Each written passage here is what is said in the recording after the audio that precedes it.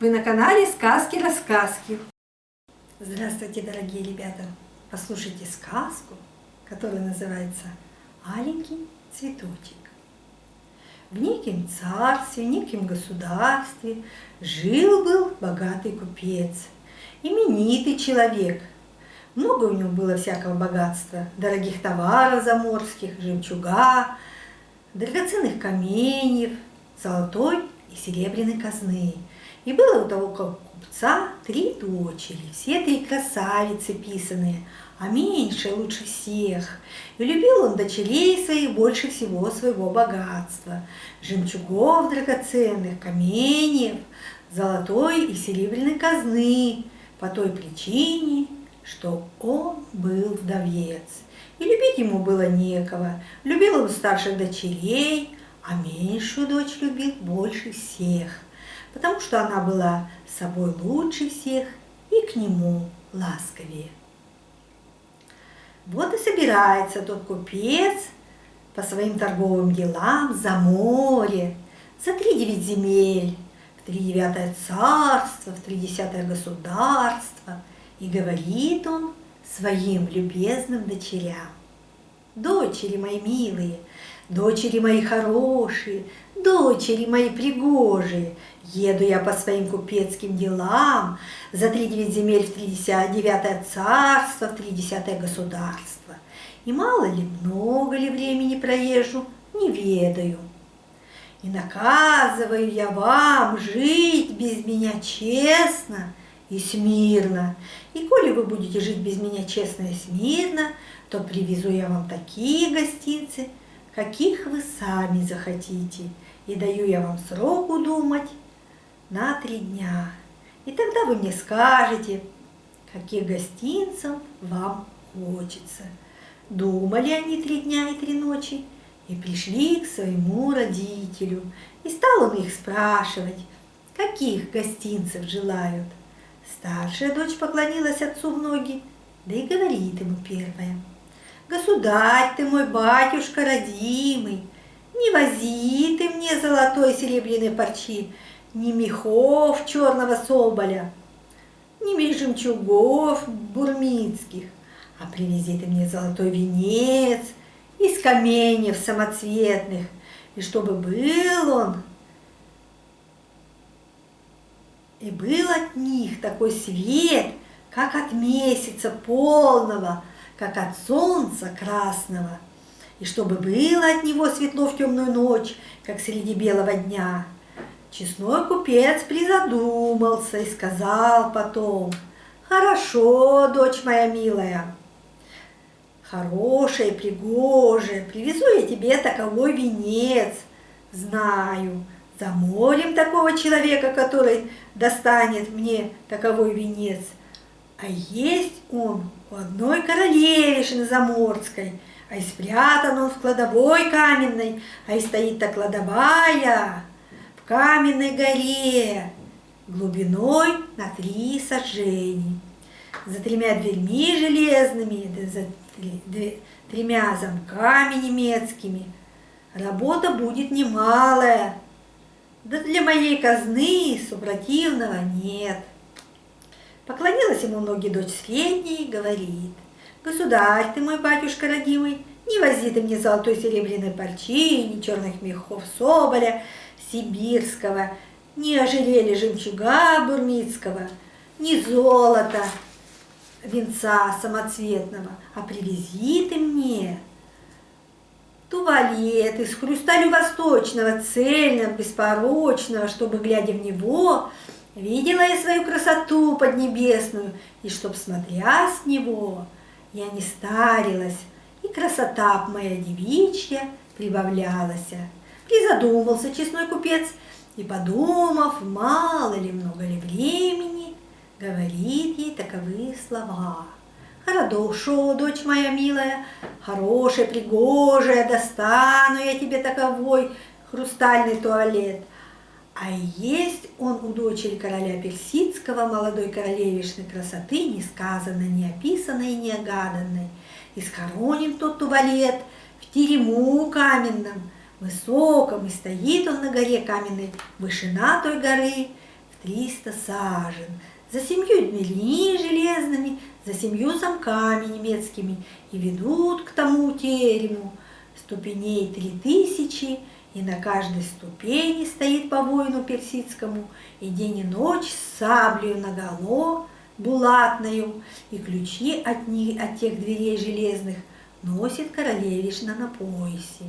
Знаю я за морем такого человека, и достанет мне он таковой туалет, потяжелее твоя работа сестриной, да для меня, моей казны, супротивного нет. Поклонилась в ноги отцу меньшая дочь и говорит таково слово: «Государь ты мой, батюшка родимый, не вози ты мне золотой серебряной парчи, ни черных соболей сибирских, ни ожерелья бурмицкого, ни венца самоцветного, ни туалета хрустального, а привези ты мне аленький цветочек, которого бы не было крашено в белом свете». Призадумался честной купец крепче прежнего, мало ли, много ли времени он думал, да подлинно сказать не могу. Надумавшись, он целует, ласкает, приголубливает свою меньшую дочь любимую, говорит таковые слова: «Ну, задала ты мне работу, потяжелее сестриных, коли знаешь, что искать, то как не сыскать, а как найти то, чего сам не знаешь. Аленький цветочек нехитро найти, да как же узнать мне, что краше его нет на белом свете? Буду стараться, а на гостинце не взыщи». И отпустил он дочерей своих хороших, пригожих, а те в их терема девичьи. Стал он собираться в путь в дороженьку в дальние края заморские. Долго ли, много ли он собирался, я не знаю, не ведаю. Скоро сказка сказывается, не скоро дело делается. Поехал он в путь в дороженьку. Вот ездит честной купец по чужим сторонам заморским, по королевствам невиданным. Продает он свои товары втридорого, покупает чужие втри дешевле. Он меняет товар на товар, и того сходней, со придачей серебра до золота, золотой казной корабли нагружает, да домой посылает. Отыскал он заветный гостиниц для своей старшей дочери, венец с каменьями самоцветными, от них светло в темную ночь, как бы в белый день. Отыскал заветной гостиницы для своей средней дочери, туалет хрустальный, а в нем видна вся красота поднебесная, и, смотрясь в него, девичья красота не стареется, прибавляется. Не может он только найти заветного гостинца для меньшой любимой дочери, аленького цветочка, краше которого не было бы на белом свете. Находил он в садах царских, королевских и султанах много аленьких цветочков такой красоты, что ни в сказке сказать, ни пером написать, да никто ему по руке не дает, что краше того цветка нет на белом свете. Да и сам он того не думает. Вот едет он путем дорогу со своими слугами верными, по пескам сыпучим, по лесам дремучим, и откуда ни возьмись, налетели не на него разбойники бусурманские, турецкие да индийские, и, увидя беду неминучую, бросает честной купец свои караваны богатые со прислугою своей верною, бежит в темные леса. Пусть меня растерзают звери лютые, чем попасться мне в руки разбойничьи поганые и доживать свой век в плену неволе. Бродит он по тому лесу дремучему, непроездному, непроходному, и что дальше идет, то дорога лучше становится, словно деревья перед ним расступаются, а часто кусты раздвигаются. Смотрит назад, руки не просунуть, смотрит направо, пни до колоды, зайцу косому не проскочить, смотрит налево, а и хуже того. Дивуется честной купец, думает, не придумает, что с ним за чудо совершается, а сам все идет, да идет, у него под ногами дорога торная. Идет он день от утра до вечера, не слышит он реву звериного, ни шипения змеиного, ни крику совиного, ни голоса птичьего. Ровно около него все повымерло. Вот пришла и темная ночь, кругом его хоть глаз выколи, а у него под ногами светлехонько. Вот идет он, почитай, до полуночи, и стал видеть впереди будто зарево, и подумал он, видно, лес горит. Так зачем же мне туда идти на верную смерть, неминучую? Поворотил он назад. Нельзя идти. Налево нельзя идти. Сунулся вперед, дорога торная. Дай постою на одном месте. Может, зарево пойдет в другую сторону. Аль прочь от меня, аль потухнет совсем. Вот и стал он. Дожидается, да не тут-то было. Зарево точно к нему навстречу идет, и как будто около него светлее становится. Думал и порешил идти вперед. Двух смертей не бывать, а одной не миновать. Перекрестился купец и пошел вперед. Чем дальше идет, тем светлее становится. И стало почитать, как белый день, а не слышно шум и треску пожарного. Выходит он под конец на поляну широкую, и посередине той поляны широкой стоит дом не дом, чертог не чертог, а дворец королевский или царский, весь в огне, в серебре и золоте, каменьях самоцветных, весь горит и светит, а огня не видать. Ровно солнышко красное, и да тяжело на него глазам смотреть. Все окошки во дворце растворены, играет в нем музыка согласная, какой никогда он не слыхивал. Входит он на широкий двор, ворота широкие, растворенные, дорога пошла из белого мрамора, а по сторонам бьют фонтаны воды, высокие, большие и малые. Входит он во дворец по лестнице, усланной кармазинным сукном, с перилами позолоченными. Вошел в горницу, нет никого, в другую, в третью, нет никого, в пятую, десятую, нет никого. А убранство везде царское, неслыханное, невиданное. Золото, серебро, хрустали восточные, кость слоновая и мамонтовая, девица, честный купец такому богатству несказанному. А вдвое того, что хозяина нет, не только хозяина и прислуги нет, а музыка играет несмолкаючи.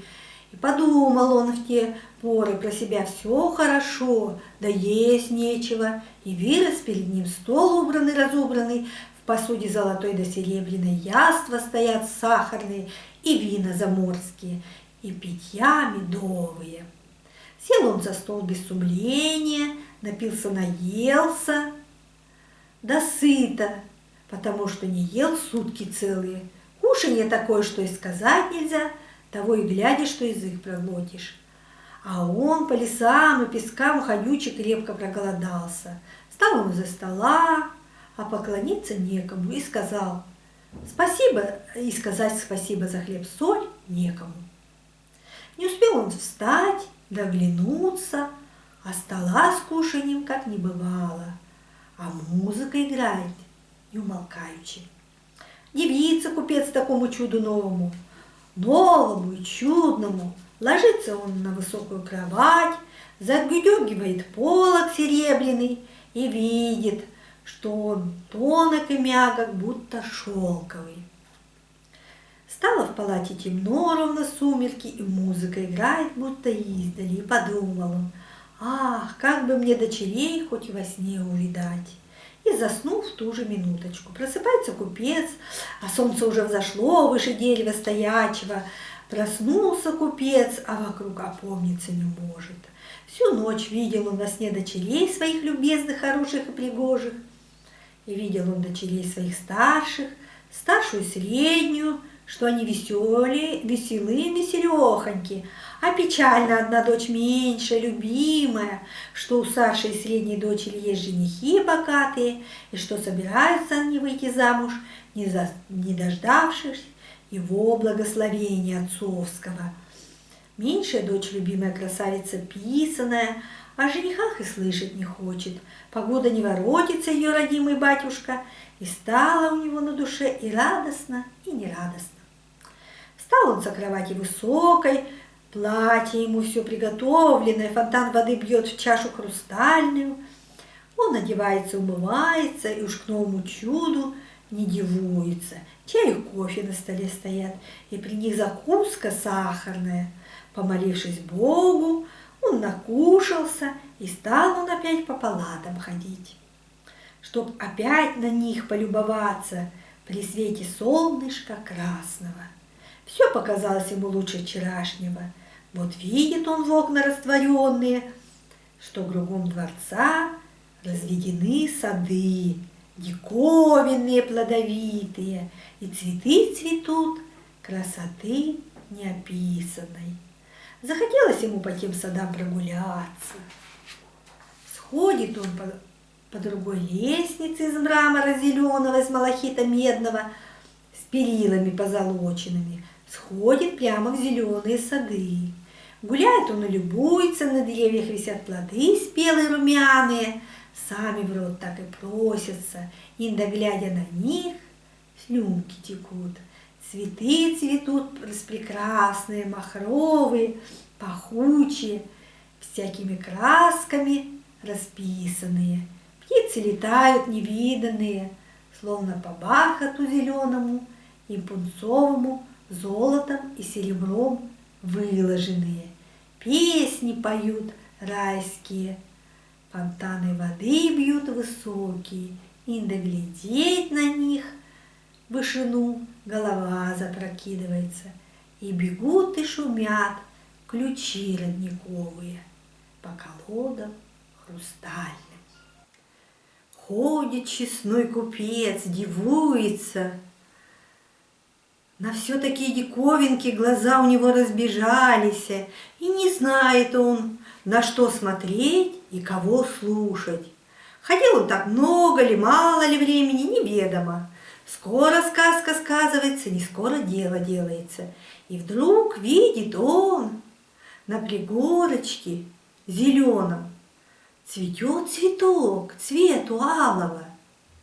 Красоты невиданной, неслыханной, что ни в сказке сказать, ни пером написать. У честного купца дух занимается, подходит он к тому цветку, запах от цветка по всему саду ровно струя бежит. Затряслись и руки, и ноги у купца, и возговорил он голосом радостный: вот аленький цветочек, какого нет краше на белом свете, о каком просила меня дочь меньшая, любимая. И, проговорив таковы слова, он подошел и сорвал аленький цветочек. В ту же минуту, безо всяких туч, блеснула молния, ударил гром, инда земля зашаталась под ногами, и вырос, как будто из-под земли перед купцом, зверь не зверь, человек не человек, а такое чудище. Страшное, мохнатое, заревел он голосом диким: что ты сделал? Как ты посмел сорвать в моем саду мой заповедный любимый цветок? Я хранил его паче зеницы ока моего и всякий день утешался на него глядячи. А ты лишил меня сей утехи в моей жизни. Я хозяин дворца и сада. Я принял тебя как дорогого гостя и званого, накормил, напоил и спать уложил. А ты эдак-то заплатил за мое добро. Знай же, свою участь горько умереть тебе за свою вину смертью безвременную. И несчетное число голосов диких со всех сторон завопило. умереть тебе смертью безвременною. У честного купца от страха зуб на зуб не проходил. Он оглянулся кругом и видит, что со всех сторон из-под каждого дерева и кустика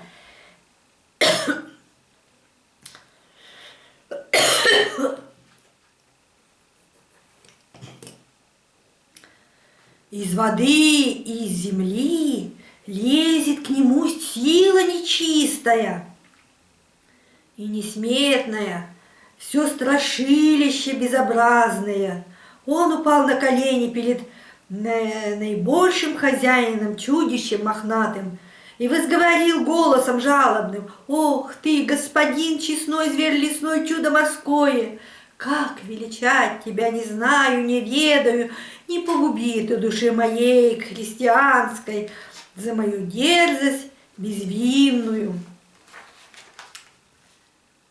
Не прикажи меня рубить и казнить, прикажи слово вымолвить, а есть у меня 3 дочери красавицы, хорошие, пригожие. Обещал я им по гостинцу привезти старшей дочери самоцветный венец, средней дочери туалет хрустальный, а меньшей дочери аленький цветочек, какого бы не было краше на белом свете. Старшим дочерям гостинцы я сыскал, а меньшой дочери гостинца отыскать не мог. Увидел я такой гостиниц у тебя в саду, аленький цветочек, какого краше нет на белом свете. И подумал я, что такому хозяину богатому, славному и могучему не будет жалко цветочка аленького, о каком просила моя меньшая дочь, любимая. Каюсь я в своей вине перед твоим величеством. Ты прости мне неразумному и глупому, отпусти меня к моим дочерям родимым и подари мне цветочек аленький для гостинца моей меньшой любимой дочери. Заплачу я тебе казны золотой, что потребуешь». Раздался по лесу хохот, словно гром загремел, и говорит купцу зверь лесной, чудо морское: «Не надо мне твоей золотой казны, мне своей девать некуда. Нет тебе от меня никакой милости, и разорвут тебя мои слуги верные на куски, на части мелкие. Есть одно для тебя спасение. Я отпущу тебя домой невредимого, награжу казной несчетную, подарю цветочек аленький, коли дашь ты мне слово честное, купецкое и запись своей руки, что пришлешь за место себя одну из дочерей своих хороших, пригожих, я обиды ей никакой не сделаю, а будет она жить у меня в чести и приволье, как сам ты жил во дворце моем. Стало скучно мне жить одному, и хочу я залучить себе товарища». Так и пал купец на сыру землю, горючими слезами обливается, а и взглянет он на зверя лесного, на чудо морское, а и вспомнит он своих дочерей хороших, пригожих, а и пуще того завопит истошным голосом. Больно страшен был лесной зверь, чудо морское. Много времени честной купец убивается и слезами обливается. И возговорит он же голосом жалобным: «Господин, честной зверь лесной, чудо морское, ай как мне быть, коли дочери мои хорошие, пригожие, по своей воле не захотят ехать к тебе? Не связать же мне им руки и ноги, да насильно прислать, да и каким путем до тебя доехать? Я ехал к тебе ровно 2 года, а по каким местам, по каким путям, я не ведаю».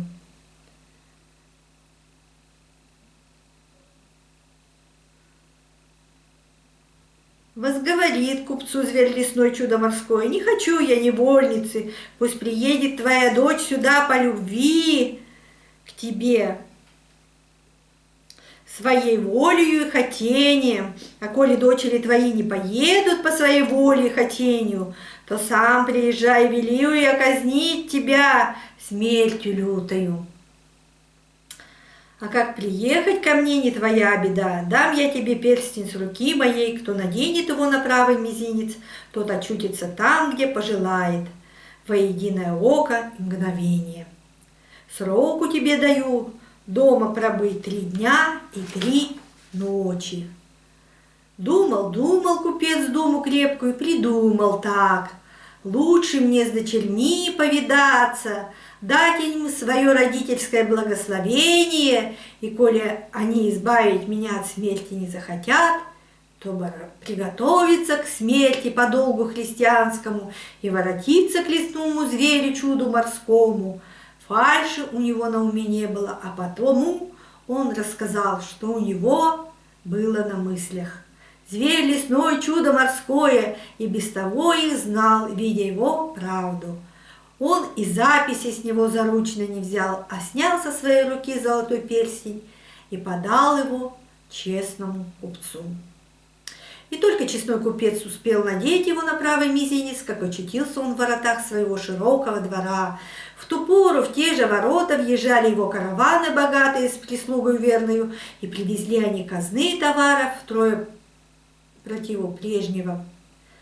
Поднялся в доме шум и гвалт, повскакивали дочери из-за пялец своих, а вышивали они серебром и золотом, ширинки шелковые, почали они отца целовать, миловать и разными ласковыми именами называть. И 2 старшие сестры или безят пуще меньшей сестры. Видят они, что отец как-то не радостен, и что есть у него на сердце печаль потаенная. Стали старшие дочери его допрашивать, не потерял ли он своего богатства великого. Меньшая дочь о богатстве не думает, и говорит она своему родителю: «Мне богатства твои не надобны, богатство дело наживное, открой ты мне свои горе сердечное». И возговорит тогда честной купец своим дочерям родимым, хорошим и пригожим: «Не потеряла я своего богатства великое, нажил казны втрое вчетверо, а есть у меня другая печаль, и скажу вам об ней завтрашний день, а сегодня будем веселиться».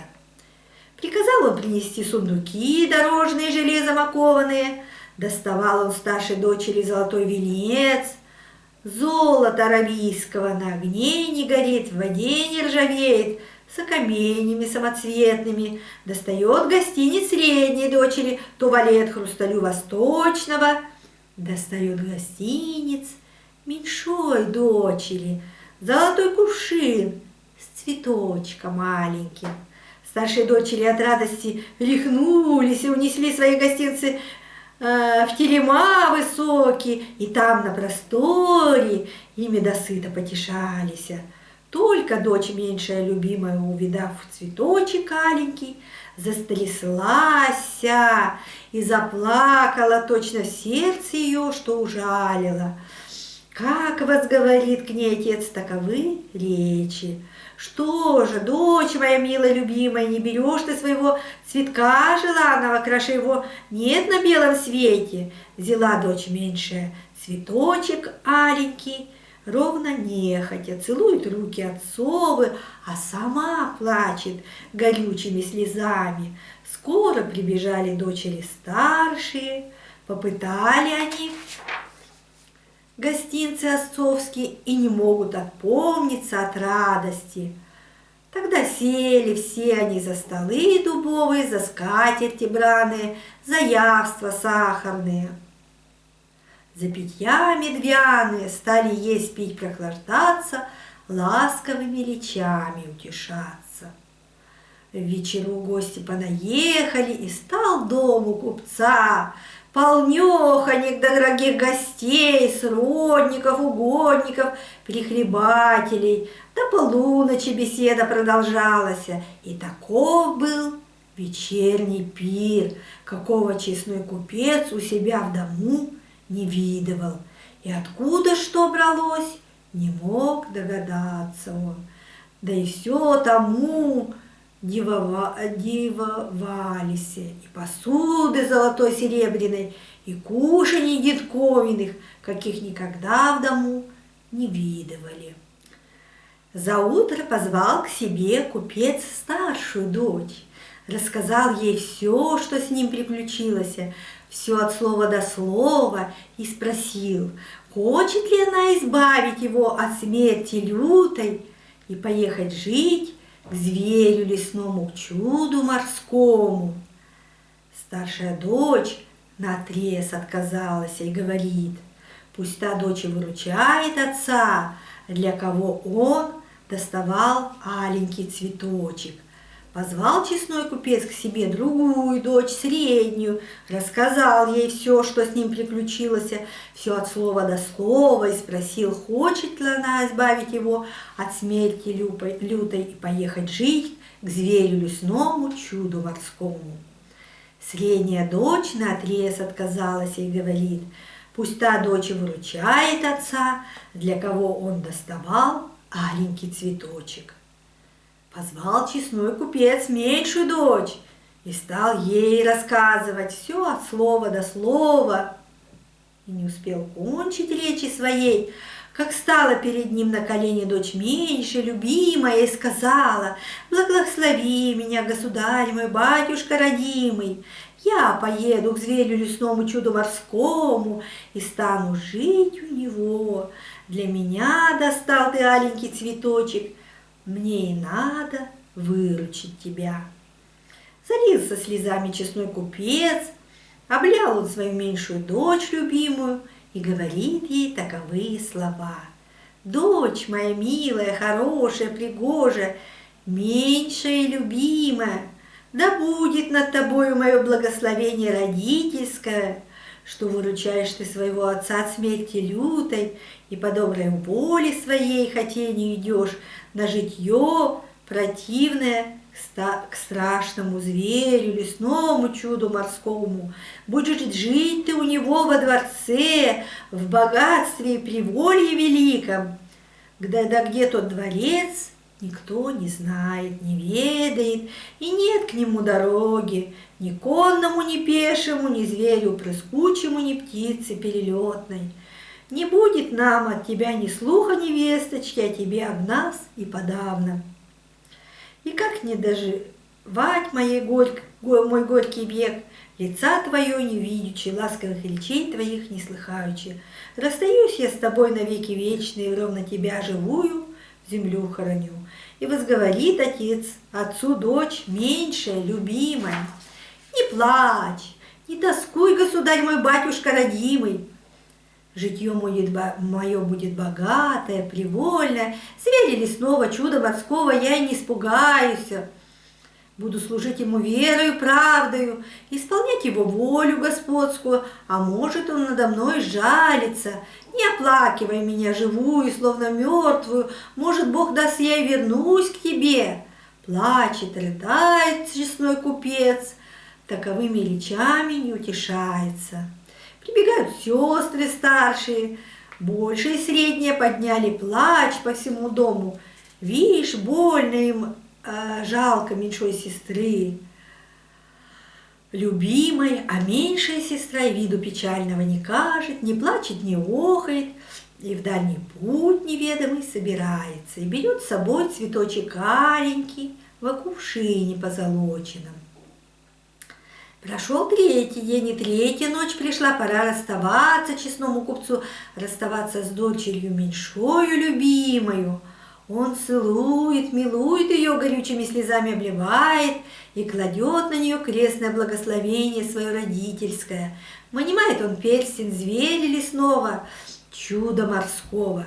Из ларца кованого надевает перстень на правый мизинец меньшой любимой дочери. И не стало ее в ту же минуточку со всеми ее пожитками.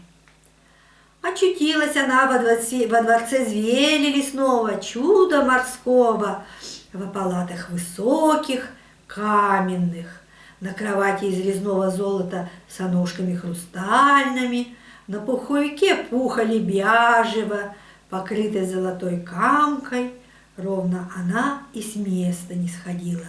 Ровно она целый век тут жила, ровно легла почевать, да проснулась. Заиграла музыка согласная, какой отродясь она не слыхивала.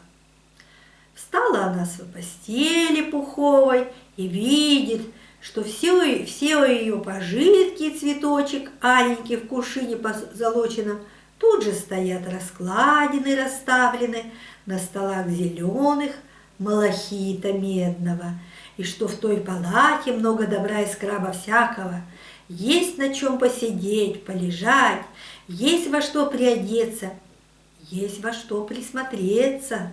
И была одна стена, вся зеркальная, другая стена золоченая, а третья стена вся серебряная, а четвертая стена из кости слоновой и мамонтовой, самоцветными яхонтами, вся разубранная. И подумала она, должно быть, это моя опочивальня. Захотелось ей посмотреть весь дворец, и пошла она осматривать все его палаты высокие, и ходила она немало времени, на все диковинки любуючись. Одна палата была краше другой, и все краше того, как рассказывал честной купец, государь ее, батюшка родимый. Взяла она из кувшина золоченого любимый цветочек аленький, сошла она в зеленые сады, и запели ей птицы свои песни райские, а деревья, кусты и цветы замахали своими верхушками и ровно перед ней преклонились. Выше забили фонтаны воды, и громче зашумели ключи родниковые. И нашла она то место высокое, пригорок муравчатый, на котором сорвал честной купец цветочек аленький, краше которого нет на белом свете. И вынула она тот аленький цветочек из кувшина золоченого и хотела посадить на место прежнее, но сам он вылетел из рук ее и прирос к стеблю прежнему и расцвел краше прежнего. Подивилась она такому чуду чудному, диву дивному, порадовалась своему цветочку аленькому, заветному, и пошла назад в палаты свои дворцовые, и в одной из них стоит стол накрыт, и только она подумала, видно, зверь лесной, чудо морское на меня не гневается, и будет он ко мне господин милостивый, как на белом мраморной стене появились и словеса огненные. «Не господин я твой, а послушный раб, ты моя госпожа, и все, что тебе пожелается, все, что тебе на ум придет, исполнять я буду с охотою». Прочитала она словеса огненные, и пропали они со стены белой мраморной, как будто их никогда не бывало там.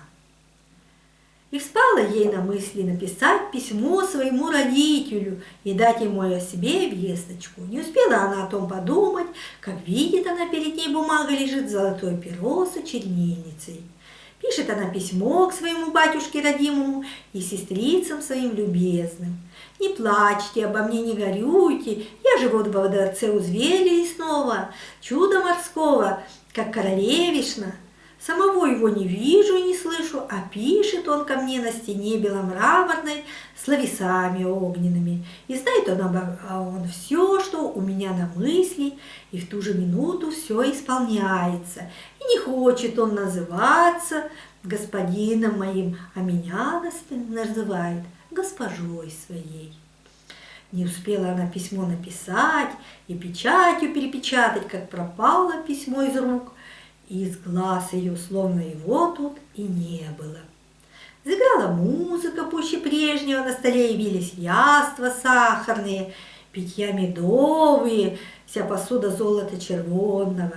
Села она за стол веселехонько, хоть сроду не обедала одна денешенька, ела она, пила, прохлаждалась, музыкою забавлялась, после обеда накушавшись, она опочивать легла.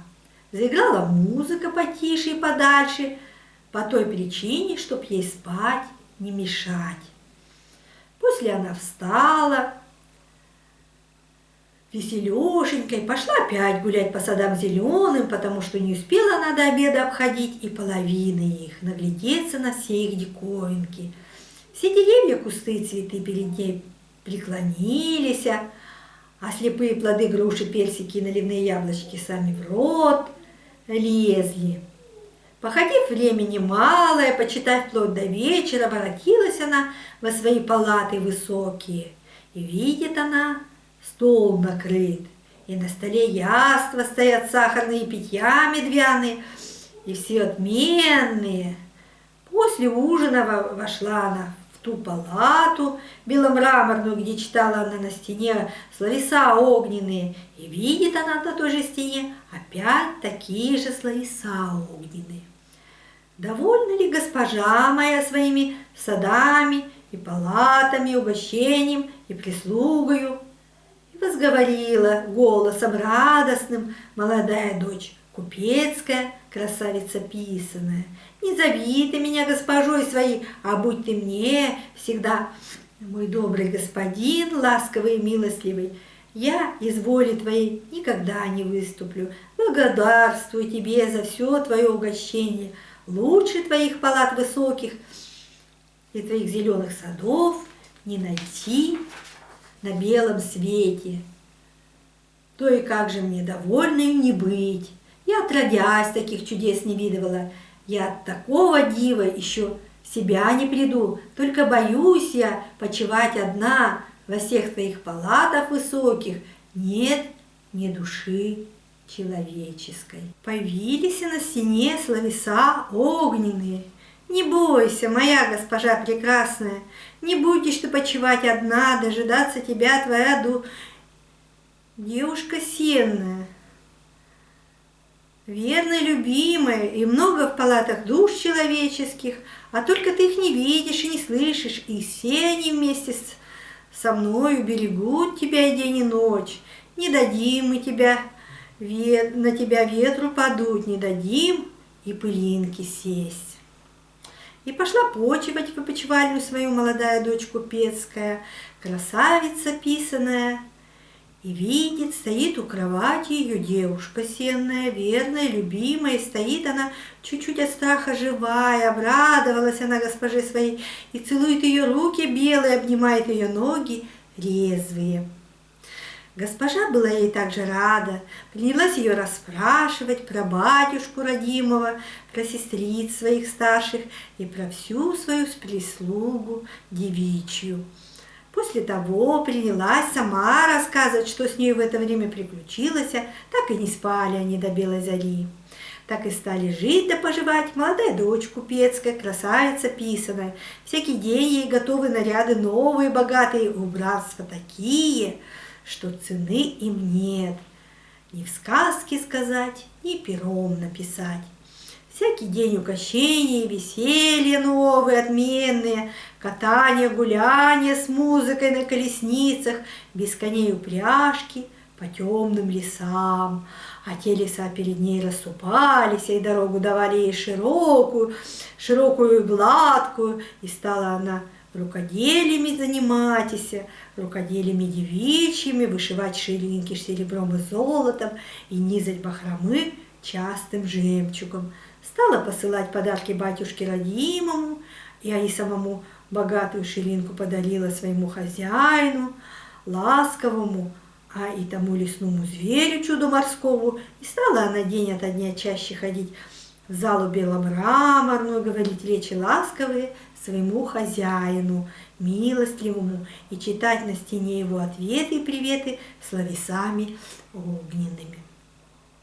Мало ли много лет тому времени прошло, скоро сказка сказывается, не скоро дело делается. Стала привыкать к своему житью-бытию молодая дочь купецкая, красавица писаная. Ничему она уже не дивуется, ничего не пугается. Служат ей слуги невидимые, подают, принимают, на колесницах без коней катают, в музыку играют, и все ее повеления исполняют. И возлюбляла она своего господина милостливо день ото дня, и видела она, что недаром он зовет ее госпожой своей, и что любит он ее пуще самого себя. И захотелось ей его голоса послушать, и захотелось с ним разговор повести, не ходя в палату беломраморную. Не читая словесов огненных, стала она его о том молить и просить, да зверь лесной, чудо морское, не скоро на ее просьбу соглашается. Испугать ее словом, голосом опасается. Упросила, умолила она своего хозяина ласкового, и не мог он ей супротивным быть. И написал он ей в последний раз на стене беломраморной словесами огненными. Приходи сегодня во зеленый сад, сядь во свою беседку любимую, листьями, ветками, цветами заплетенную, и скажи так: говори со мной, мой верный раб. И мало спустя времечко побежала молодая дочь, купецкая красавица, писаная во сады зеленые, входила в беседку в свою любимую, листьями, ветками, цветами заплетенную, и садилась на скамью парчевую, и говорит она, задыхаючись, бьется сердечко у нее, как у пташки пойманной, говорит такие слова: «Не бойся ты, господин мой добрый, ласковый, испугать меня своим голосом после всех твоих милостей, не убоюсь я и рева звериного, говори со мной, не опасаючись». И услышала она ровно, кто вздохнул за беседкою, и раздался голос страшный, дикий, язычный, хриплый и сиплый, да и то говорил он еще вполголоса. Вздрогнула сначала молодая дочь купецкая, красавица писаная, услыхав голос зверя лесного, чуда морского, только со страхом своим совладала, и виду, что испугалась, и не показала, и скоро слова его ласковые, приветливые, речи умные, разумные стала слушать она, и заслушалась, и стало у нее на сердце радостно. С той поры, с того времечки, пошли у них разговоры, почитай целый день, во зеленом саду на гуляниях, во темных лесах на катаниях и во всех палатах высоких. Только спросит молодая дочь купецкая, красавица писаная: «Здесь ли ты, мой добрый, любимый господин?» Отвечает лесной зверь, чудо морское: «Здесь, госпожа моя прекрасная, твой верный раб, неизменный друг». И не испугается на его голоса дикого и страшного, и пойдут у них речи ласковые, что конца им нет. Прошло мало ли, много ли времени, скоро сказка сказывается, не скоро дело делается. Захотелось молодой дочери купецкой, красавицы писаной, увидеть своими глазами зверя лесного, чуда морского, и стала она его о том просить и молить. Долго он на то не соглашается, испугать ее опасается, да и был он такое страшилище, что ни в сказке сказать, ни пером написать. Не только люди, звери дикие его завсегда устрашались, и в свои берлоги разбегались. И говорит зверь лесной, чудо морское, таковы слова: «Не проси, не моли ты меня, госпожа моя распрекрасная, красавица ненаглядная, чтобы показал я тебе свое лицо противное, свое тело безобразное, к голосу моему попривыкла ты. Мы живем с тобой в дружбе, согласии, друг с другом, почитай, не разлучаемся. И любишь ты меня за мою любовь к тебе несказанную, а увидя меня страшного и противного, возненавидишь ты меня, несчастного, прогонишь ты меня с глаз долой, а в разлуке с тобой я умру с тоски». Не слушала таких речей молодая купецкая дочь, красавица писаная, и стала молить пуще прежнего, каяться, что никакого на свете страшилища не испугается, и что не разлюбит она своего господина милостливого, и говорит ему таковы слова: «Если ты стар человек, будь мне дедушка, если Селидович, будь мне дядюшка, если же молод ты мне, будь мне названный брат, и поколь я жива, будь мне сердечный друг». Долго-долго лесной зверь, чудо морское, не поддавался на такие слова, да не мог просьбам и слезам своей красавицы супротивным быть, и говорит ей таково слово: «Не могу я тебе супротивной быть по той причине, что люблю тебя пуще самого себя. Исполню я твое желание, хотя знаю, что погублю мое счастье и умру смертью безвременной. Приходи во зеленый сад, в сумерки серые, когда сядет за лес солнышко красное, и скажи: покажись мне, верный друг, и покажу я тебе свое лицо противное, свое тело безобразное. А коли станет невмоготу тебе, у тебя больше у меня остаться. Не хочу я твоей неволи и муки и вечной. Ты найдешь в опочивальне своей у себя под подушкой мой золотой перстень. Надень его на правый мизинец, и очутишься ты у батюшки родимого, и ничего обо мне николи не услышишь. Не убоялась, не устрашилась, крепко на себя понадеялась молодая дочь купецкая, красавица писаная, в те поры не мешкай ни минуточки. Пошла она во зеленый сад дожидаться часу урочного, и когда пришла, сумерки серые опустилась за лес, солнышко красное. Проговорила она: покажись мне, мой верный друг. И показался ей издали зверь лесной, чудо морское. Он прошел только поперек дороги и пропал в частых кустах.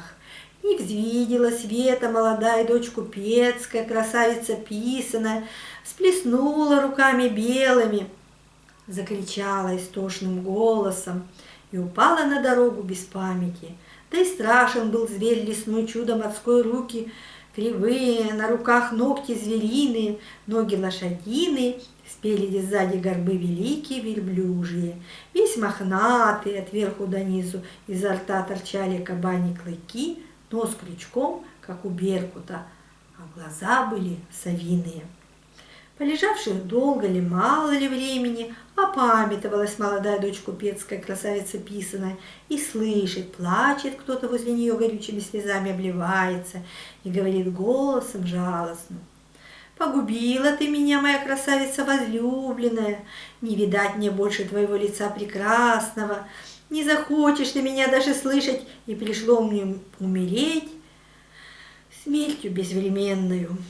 И стало ей жалко и совестно, и совладала она со своим страхом великим и со своим сердцем робким девичьим, и заговорила она голосом твердым: нет, не бойся ничего, мой господин добрый и ласковый, не испугайся я больше твоего вида страшного, не разлучусь я с тобой, не забуду твоих милостей, показывай жизнь мне теперь же в своем виде давишнем, я только впервые испугалась. Показался ей лесной зверь, чудо морское, в своем виде страшном, противном, безобразном. Только близко подойти к ней не осмелился. Сколько она ни звала его, гуляли они до ночи темной, вели себе беседы прежние, ласковые и разумные. И не чуяла никакого страха молодая дочь купецкая, красавица писаная. На другой день увидала она зверя лесного, чудо морское, при свете солнышка красного, и хотя сначала, разглядя его, испугалась, обиду не показала, и скоро страх ее совсем прошел. Тут пошли у них беседы пуще прежнего, день деньской, почитай, не разлучались. За обедом и ужином яствами сахарными насыщались, питьями медвяными прохлаждались, гуляли по зеленым садам, без коней катались по темным лесам, и прошло тому немало времени. Скоро сказка сказывается, не скоро дело делается. Вот однажды и привиделось во сне молодой купецкой дочери, красавицы писаной, что батюшка ее нездоров лежит, и напала на нее тоска неусыпная. Увидал ее в той тоске в слезах зверь лесной, чудо морское, и сильно закручинился, и стал спрашивать, отчего она во тоске, во слезах. Рассказала она ему свой недобрый сон и стала просить у него позволения повидать своего батюшку родимого и сестриц своих любезных. И возговорит к ней зверь лесной, чудо морское: и зачем тебе мое позволение? Золот перстень мой у тебя лежит, надень его на правый мизинец, и очутишься в дому батюшки родимого. Оставайся у него, пока не соскучишься. А и только я скажу тебе, коли ты ровно через 3 дня и 3 ночи не воротишься, то не будет меня на белом свете, и умру я той уже минутой по той причине, что люблю тебя больше, чем самого себя, и жить без тебя не могу.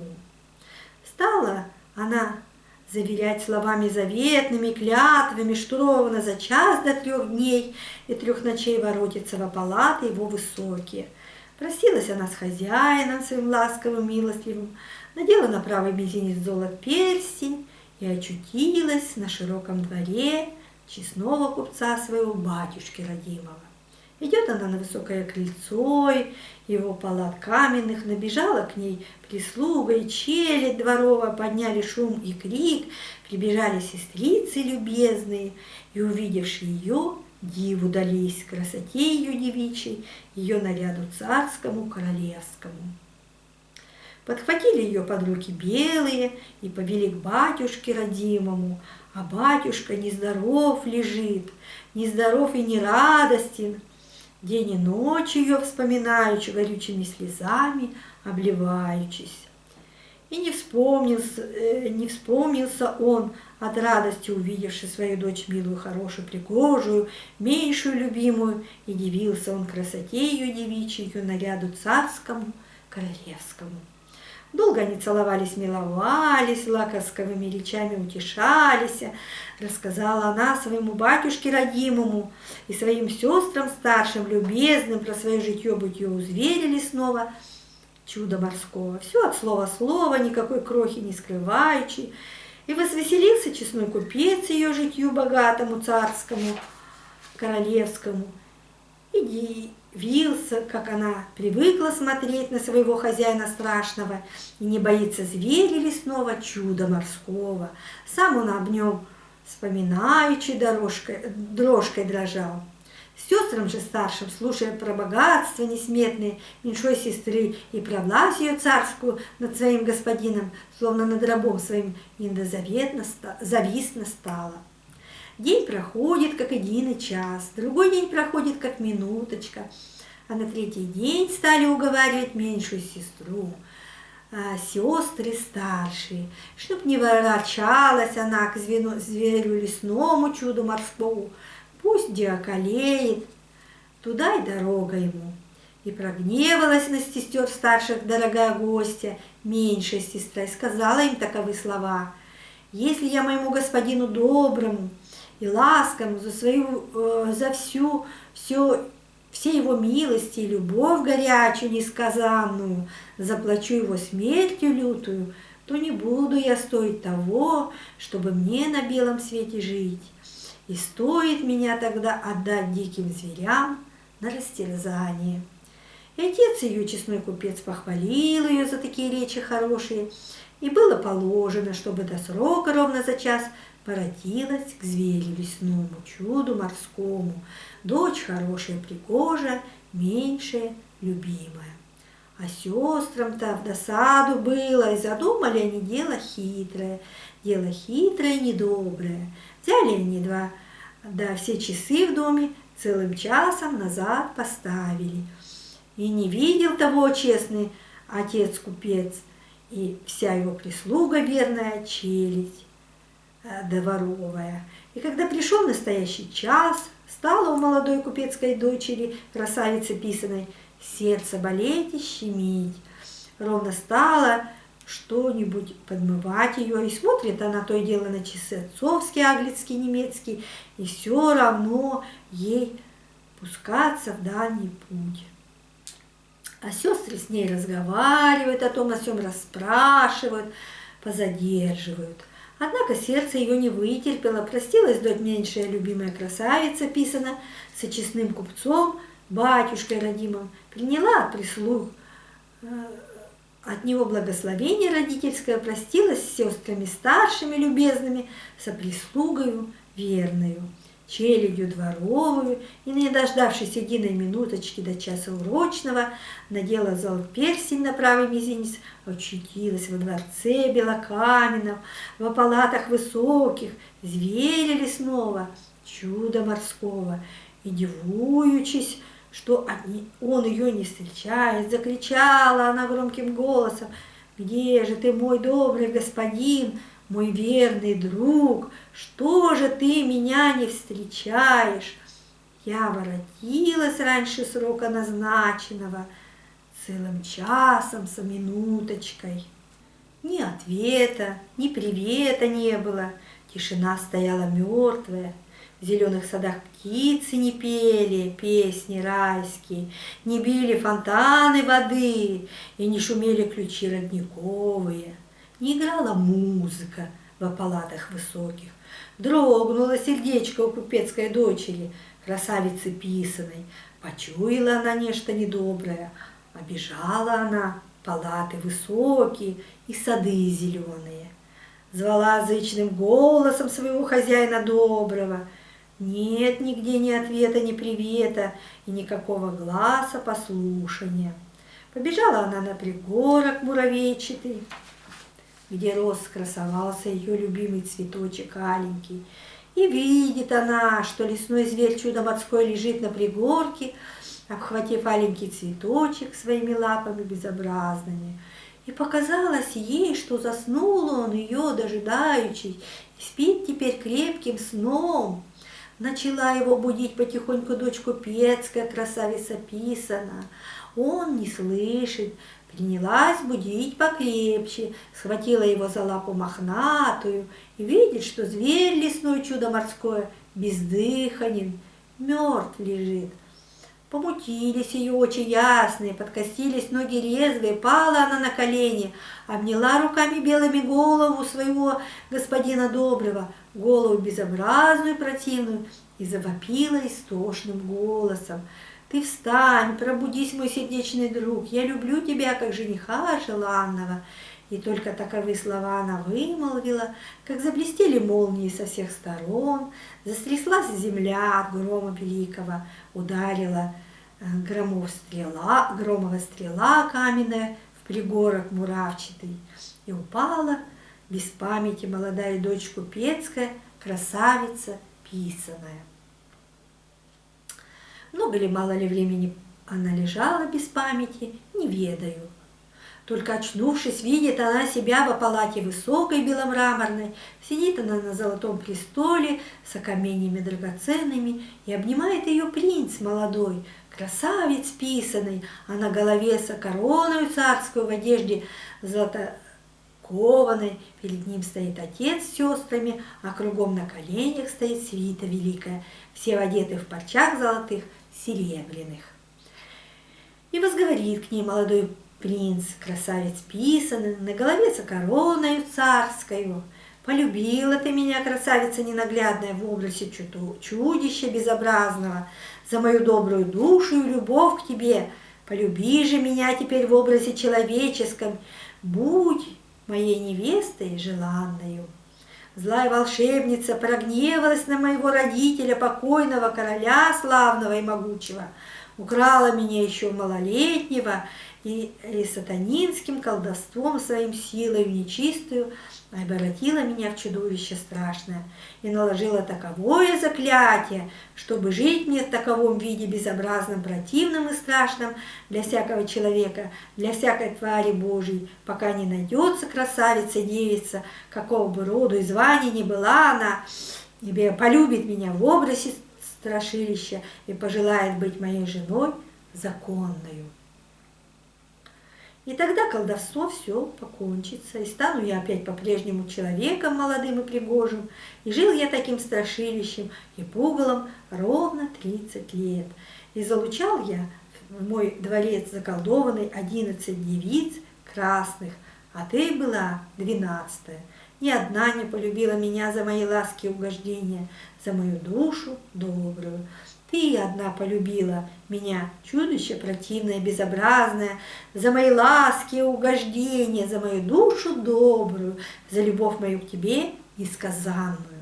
И будешь ты за то женой короля славного, королевою в царстве могучем.